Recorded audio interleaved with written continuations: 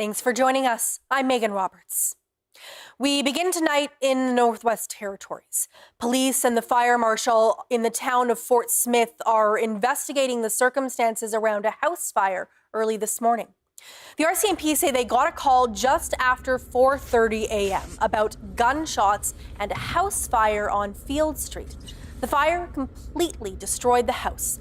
Police say investigators later learned that two men were seen fleeing the scene in a Hyundai sedan driven by a third person.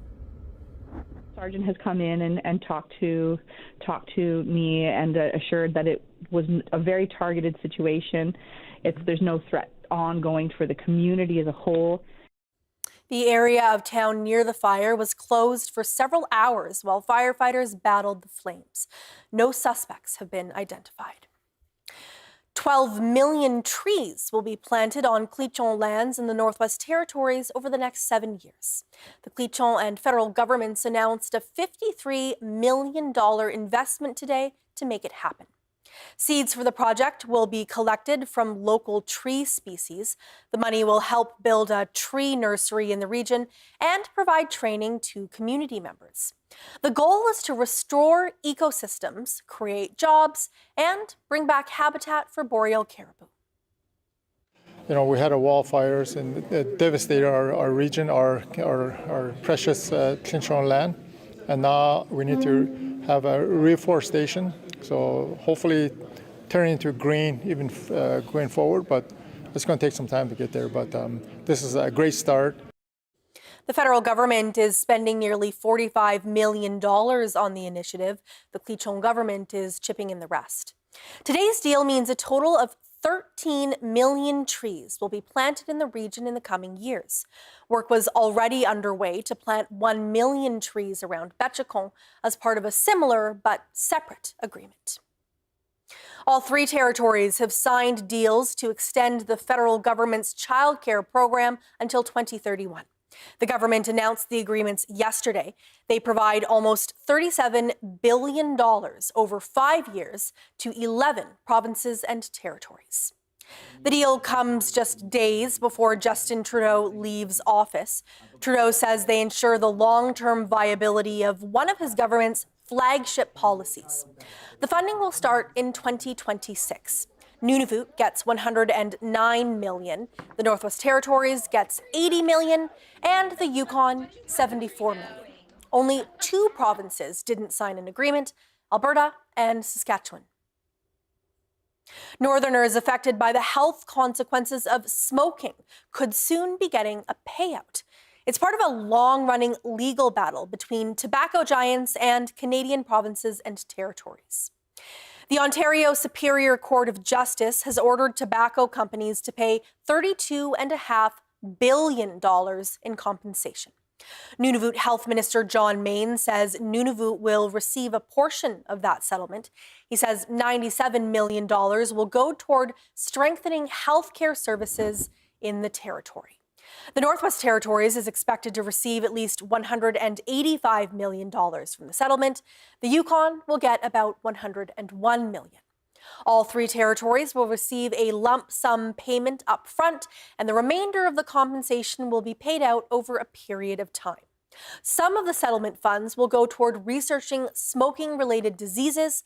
People affected by those illnesses can also apply for compensation. In the Northwest Territories, the Lutzelk'e Dene First Nation has won a court case against an Ontario lawyer. His name is Andrew Rogerson, and he was accused of not following a court order. Rogerson is a former lawyer for Ron Barlas, who ran the Lutzelk'e Dene First Nation's business arm. Barlas is accused of stealing about $12 million from the company. Sarah Komolowski has been following this case and the larger one against Barlas. She joins me now with more. So Sarah, there's a lot going on here. Why don't you start by giving us some background? Absolutely. So the larger court case against Ron Barlas has been going on since April of 2023. Barlas was the CEO of Dene Siouxland Corporation, Lutzelk'e Dene First Nations business arm, for many years. And as you mentioned, he's accused of stealing around $12 million from the company while he was there. Andrew Rogerson is an Ontario estate lawyer who Barlas hired just a couple of days before his assets got frozen when this court case started.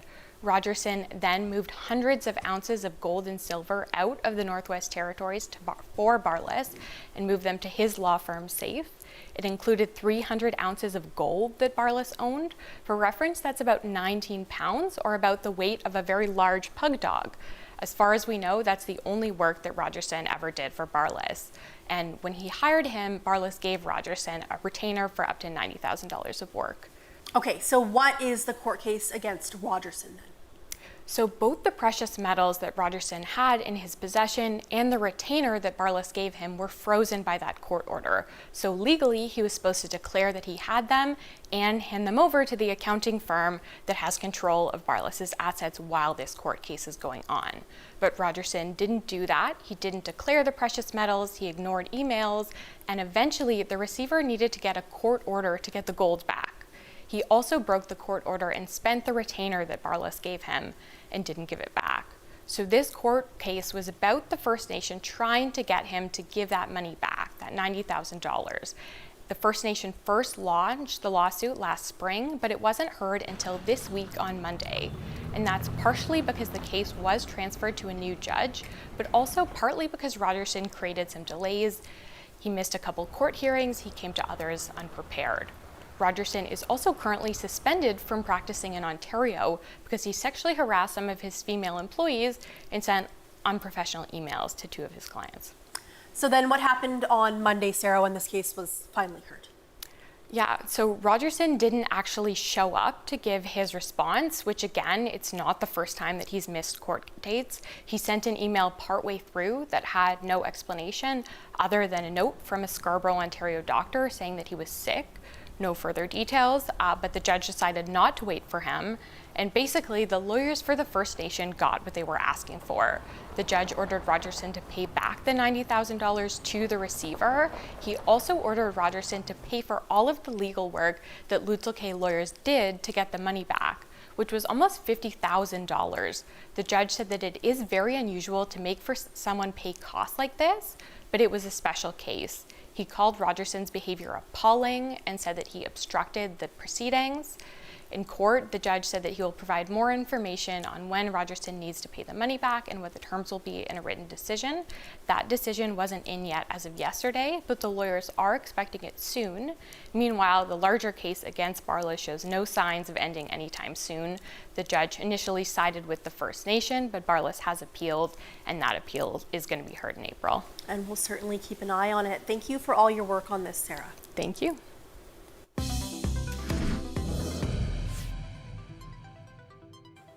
The Yukon Forum just wrapped up in Whitehorse. The event brings together the territorial and Indigenous governments.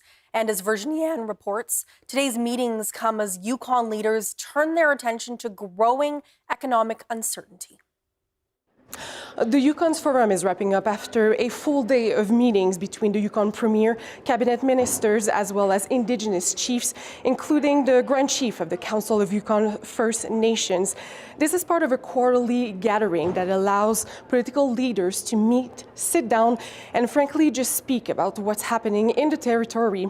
Right now, the conversation is on what's happening with the United States, the on-again, off-again threat of tariffs. Premier Pele says he's had bi-weekly phone calls with Indigenous leaders, mostly regarding concerns over how to protect waterways in the Yukon and mobility across borders. Meanwhile, the Grand Chief says this reiterates the need for self-sufficiency and the autonomy of First Nation. Premier Pele and Grand Chief Peter Johnson also said that the Whitehorse Emergency Shelter was a big part of the conversation. That's because the Yukon government is currently looking at whether to renew the current administration's contract. We'll have more on this story next week. Virginie Anne, CBC News, Whitehorse. The spring sitting of the Yukon legislature is now underway, and health care concerns are once again flying across the floor of the Assembly. The territorial budget this week earmarked more money for health, but some still have questions. Shao Kawaja has more. Yukon politicians are back at it. The budget dropped, the spring legislature session is underway, and the healthcare crisis is once again under scrutiny. I'm on the list for the doctor, and it's taking forever. Surgery is hard. You have to wait a long, long time, and I'm not the only one that's waiting. The new Yukon budget earmarks more money for health, including $47 million in new funding. That's a 30% increase to the insured health services. That's things like physician visits, laboratory diagnostics, medication coverage, and travel. Dr. Derek Bryant is president of the Yukon Medical Association. You know, it's difficult to say what these increases will mean in terms of access to care for Yukoners, but just the initial appearance is promising. And from the opposition, questions about ongoing doctor shortages, attracting medical staff, and NDP leader Kate White. And here we are today with surgical staff working desperately to try to address the chaos caused by sterilization problems at the hospital, lack of space, and outdated equipment. Why would healthcare professionals choose to move to the Yukon if this is the state of healthcare? Planning for a new surgical facility has begun with budget allocations anticipated in the 2025-26 main estimates. Dr. Bryant says while he welcomes that new money, he's not sure it will address any of the immediate problems. For instance, if we're going to be increasing our surgical capacity so that Yukoners can access surgery more quickly and that we can actually have more surgeons and surgeries performed in the Yukon, that's going to require significant investment that I don't think is reflected in this budget. It seems like the work towards increasing surgical capacity in this budget is more around planning and not there aren't actual funds being put towards building hospital infrastructure. More details about how the government will spend some of this healthcare money will come in the days and weeks ahead, and so too will more scrutiny on the healthcare crisis. Cheryl Kawaja, CBC News, Whitehorse. During a committee briefing this week, some Northwest Territories MLAs took Aurora College to task for closing learning centres in small communities. The college is offering online learning instead. Mackenzie Delta MLA George Narasu says he knows firsthand how difficult online learning can be. While taking a business course during the pandemic, he had to make the switch. It's a big shock. It was a big shock to me because I had to navigate through the computers through these sites I didn't even know. And, how will you address this issue with trying to get someone who's not even ready to go to a post-secondary education program and have them learn online? How will you address that issue? The chair of Aurora College's board of directors says students will have to adapt and get comfortable with online learning. The world is going digital, and I think we have to recognize that and prepare our people to be able to succeed, whether it's getting your driver's license or taking a course to qualify for job training or whatever. Digital is part of our world. The college closed the 19 learning centers partly because of a lack of enrollment. It says only 22 full-time students were enrolled. College officials say the shift to online learning is a way to, quote, move into the 21st century.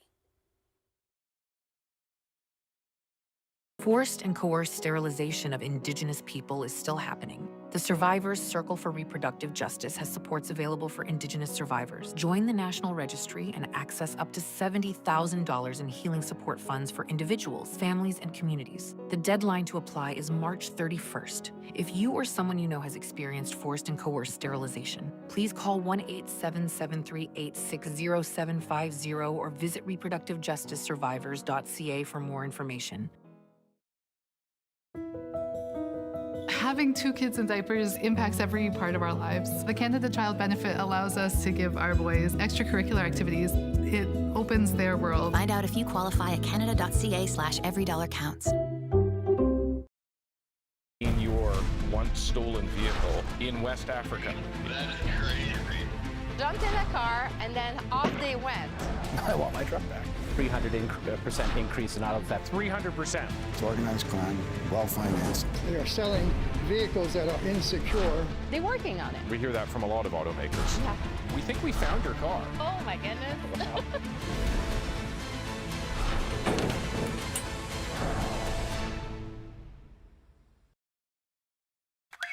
are finally here. Come on! Just talk to me. Woo!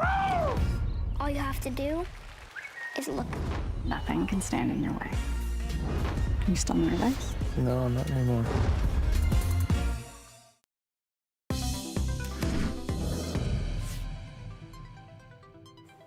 Big news in the Canadian hockey world today. UConn's Dylan Cousins is saying goodbye to Buffalo and heading north. George Moratis has the details. The workhorse from Whitehorse is on the move. NHL player Dylan Cousins is coming back to Canada. He will now play for the Ottawa Senators. Cousins first claimed fame leading Canada to a gold medal at the World Juniors. He also made history becoming the first UConn hockey player to be selected in the first round of the NHL draft. The Buffalo Sabres are the only NHL team he's played for until now. His banner pro season came in 2022, 31 goals and 68 points. He then signed a 7-year, $49 million deal. Since then, Cousins has struggled to put up consistent numbers, just 11 goals and 31 points this season. But now a new jersey, a new team, a new opportunity, not only joining a Canadian team, but one in contention for a playoff spot. George Moratis, CBC News, Whitehorse. This weekend, hockey lovers in Nunavut will have a chance to watch the game in Inuktitut. Hockey Night in Canada will broadcast the game tomorrow night between the Edmonton Oilers and the Dallas Stars. Inuktitut broadcasters Pujut Kusagak, David Ningyogan, and Robert Kabvituk will do the play-by-play.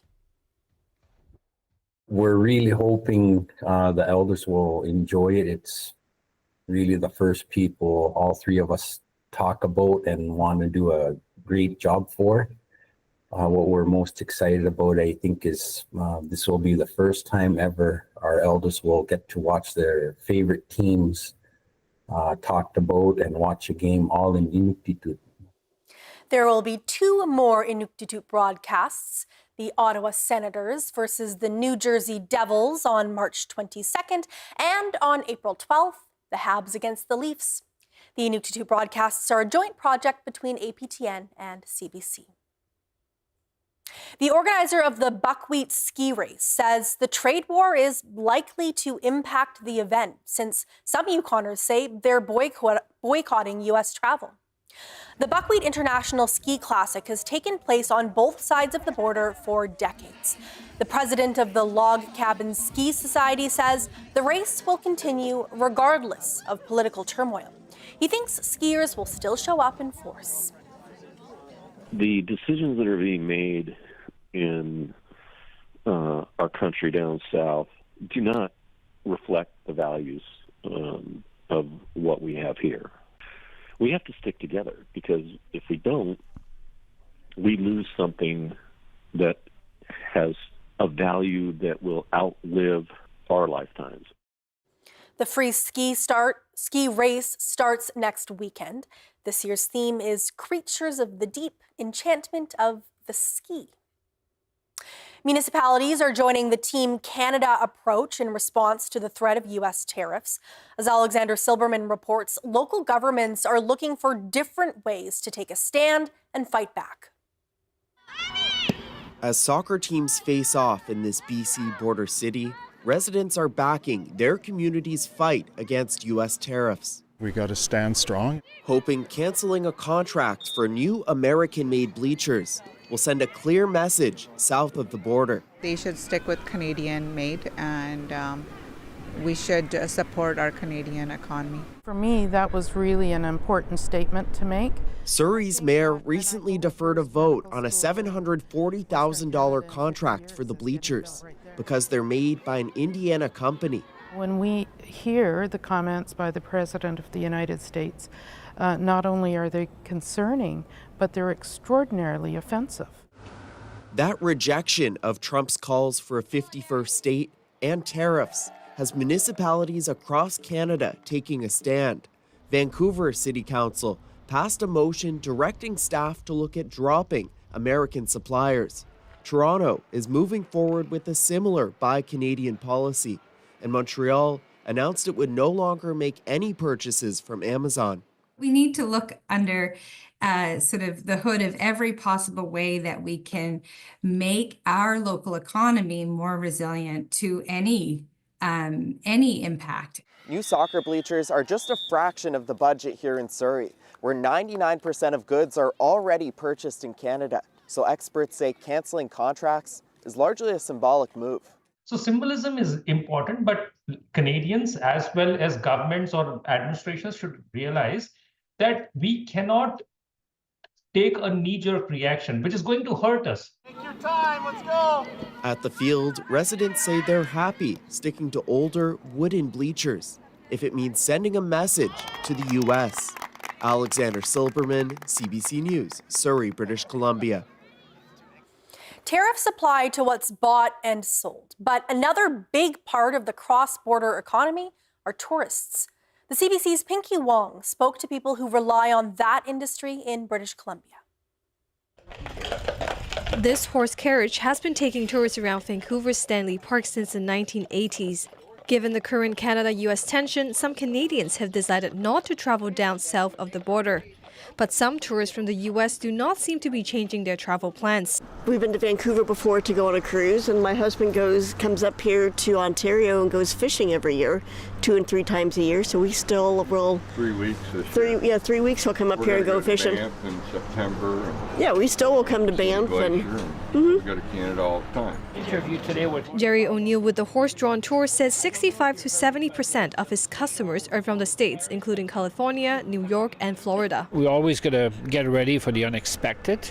I think a lot of people from US, they come here, they love Canada, but there's a sense of chaos. He says it is still early to tell if they need to adjust their operation accordingly. Maybe less staff, less taxes that we pay to the government, less rent that we pay. It's hard to say right now. Unfortunately, we have some fixed costs that we can't change. Another local tour that relies heavily on American tourists is the foodie tour. The founder describes Vancouver as a gateway to Asian cuisine. Americans and international travelers to really experience the best of Asian cuisine, and coupled with the fresh produce and seafood, as well as livestock that we're really known for here in Vancouver. Really the best of both worlds. She says the dip in our currency may also contribute to attracting American tourists. It really weakens the Canadian dollars, which makes our products and services more affordable, which is a great thing. At the same time, there's changing dynamics between U.S. and Canada as well. Small business owners are saying it is currently low season for the tourism industry right now, so it remains to be seen if and how the tariffs would impact them when it comes to American tourist numbers. Pinky Wong, CBC News, Vancouver. Measles has been spreading at a breakneck pace in parts of Canada this year.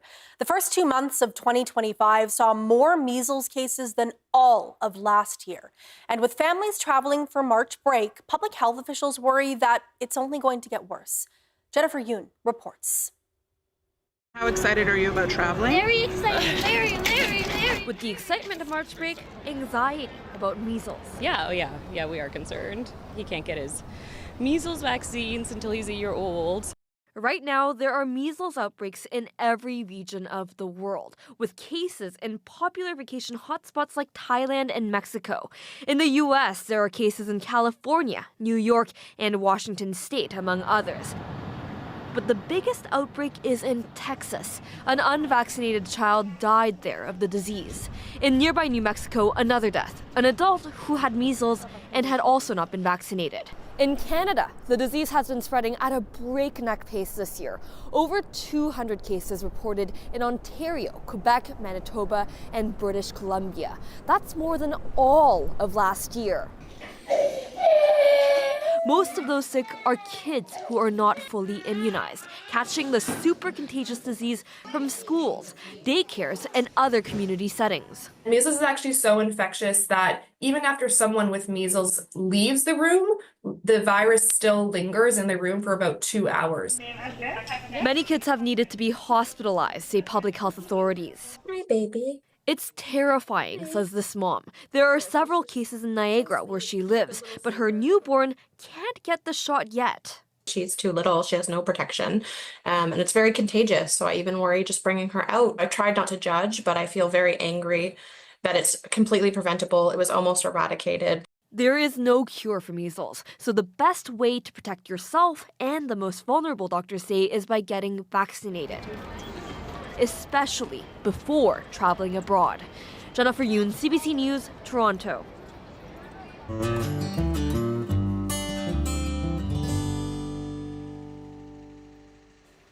A pediatrician and a young volunteer are winners of the 2024 Wise Women Award in Nunavut. The territory's Status of Women Minister announced the winners this morning. Dr. Amber Miners is the lead physician at the Umingmak Child and Youth Advocacy Center in Iqaluit. She's dedicated her career to combating child maltreatment and trauma. She says she's humbled to be chosen for the award. When I first came to Nunavut, I was just a baby, I'll say, in my career and my work, and Nunavut has really shaped me and built me. And I said in my speech earlier, like, the wise women around me and the youth have sort of made me what I am today. Emery Magsagak of Cambridge Bay won Nunavut's Outstanding Young Woman Award for her volunteer work in basketball and volleyball. The awards recognize people who volunteer time and foster success in their communities. People across Canada have been receiving the King Charles III Coronation Medal over this past week, and CBC North's own Wanda McLeod is among the recipients. The medal recognizes individuals who've made significant contributions to their regions. Wanda is well known in the Northwest Territories, especially in her home region of the Mackenzie Delta. She's been the host of Northwind on CBC Radio for decades, and her career with CBC North spans over 40 years. Congratulations, Wanda. We're very proud of you. Now we go over to Cambridge Bay. Good afternoon.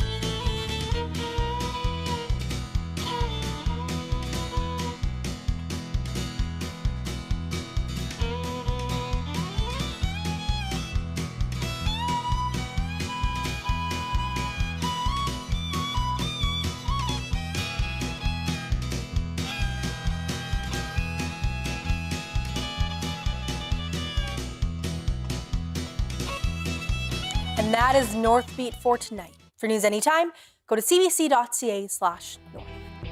Thank you for watching. I'm Megan Roberts. Have a great weekend.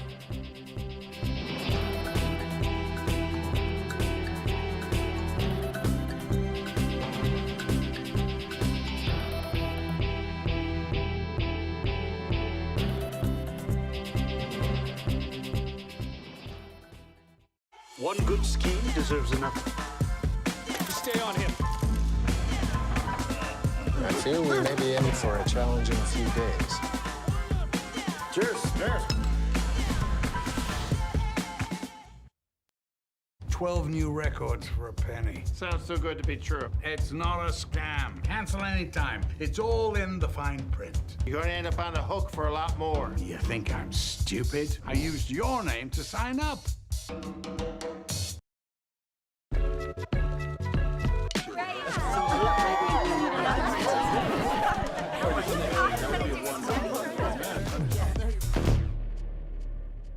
Alcoholics Anonymous. For more information, visit aa.org.